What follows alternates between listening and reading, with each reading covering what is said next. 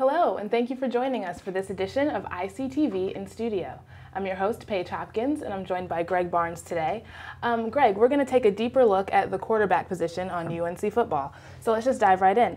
The quarterback position has a million quarterbacks right now. So start talking about just some of the guys who are there and what that position is looking like depth chart wise. Well, I think numbers wise, you've got to finally like what they have there.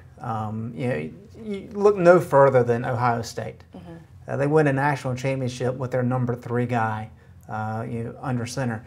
And that's what you've got to have. You've got to have plenty of depth at the quarterback position, and you got to have some experience depth. And if you look at what North Carolina has, clearly they've got an incredible 1-2 punch. Marquise Williams is an all-ACC quarterback.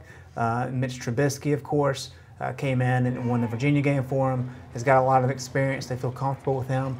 Of course, he took all the snaps in spring. And they've got a lot of young guys that have a lot of different capabilities.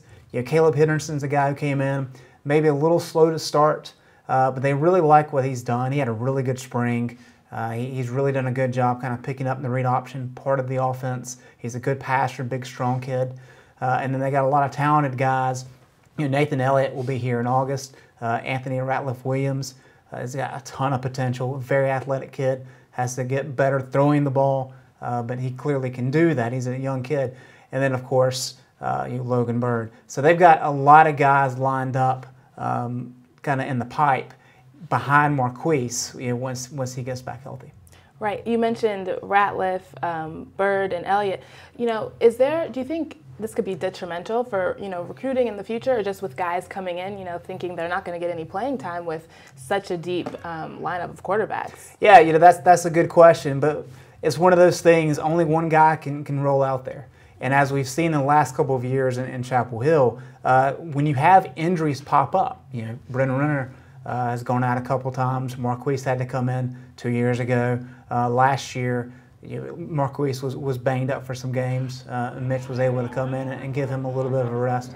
So a lot of those situations have occurred, and I don't think it's really an issue. I think guys know that, hey, there may be 3 or 4 guys in that meeting room with me, but if we approach it as everybody's going to get better, everybody's going to be ready to go when they need to go, they get prepared and they have the right mindset. If you don't come play at the ACC level thinking, well, there's guys in front of me, I'm not ever going to be able to play. You come in thinking, I'm going to be the best guy once I get ingrained in the system. And so you kind of bear out some competitive play.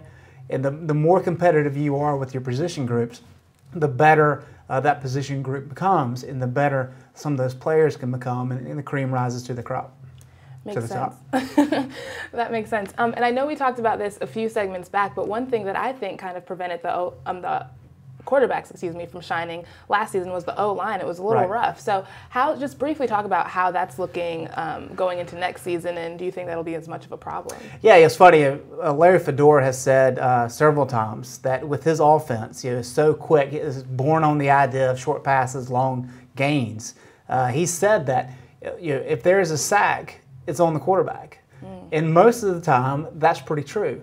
Last year, however, there was so many breakdowns. If you go to the NC State game, is a great example. There were several plays in that game where Marquise Williams had no chance. And that's not what you want to see. There's going to be times where guys get beat, but you want them to at least impede the defensive lineman and the linebacker enough where the guy can get rid of the ball. And so that's going to be a big key. Marquise has some issues with consistency. Some of that started with the offensive line play. And so I think Larry Fedora feels a lot better about that position group, and that'll make not just the quarterback position a lot better, that'll make the entire offense better. Right. And now lastly, I know you spoke with Coach Fedora a few weeks back, and I think you got to talk to him about what he's looking for in a quarterback. So what are maybe the top 2 or 3 things that he really wants to see in someone in that position? Well, I think that number 1 is leadership. That's kind of an intangible.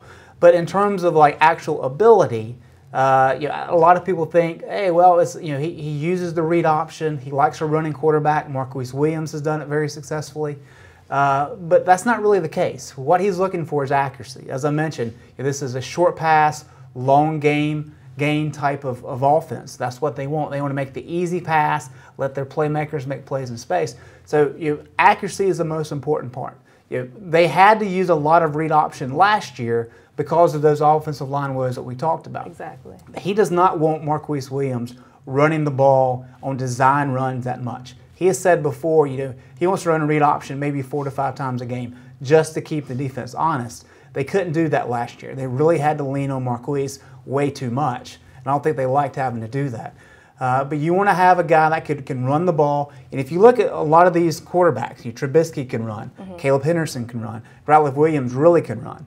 And so those are added benefits, and that makes the defense stay honest.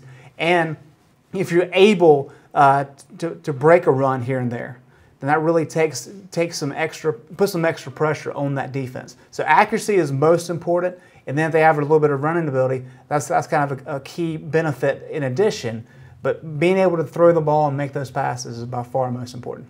Got it. Well, I definitely see a lot of those attributes that you mentioned in Williams, and it'll be exciting to see these other guys grow as well. Yep. So thank you so much, Greg. That's it for this edition of ICTV in Studio.